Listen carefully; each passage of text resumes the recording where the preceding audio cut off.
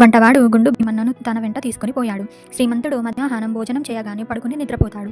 3 గంటలయ్యేసరికి ఆయనకు ఫలహారం సిద్ధమవుతుంది. వంటవాడు ఫలహారం తెచ్చి మంచం పక్కన పెడితే ఆయన నిద్రలేచి ఫలహారం చేసి మళ్ళీ నిద్రపోతారు. ఒక్కొక్కసారి ఆయన మరికొంతసేపటికి లేచి నా ఫలహారము పాలు ఏవిరా అని కేక వేస్తాడు.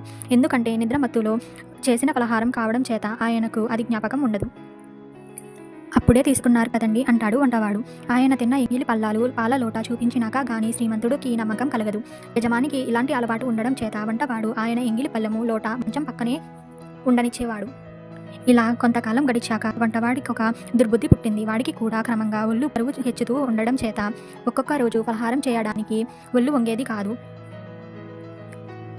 అటు వంటి అప్పుడు వాడు కొన్ని ఎంగిలి పల్లాలు లోట తయారు చేసి యజమాని మంచం పక్కన పెట్టేసి యజమాని మూతికి కొంచెం చక్కెర నెయ్యి కలిపి రాసి మాట్లాడకుండా ఊరుకునేవాడు.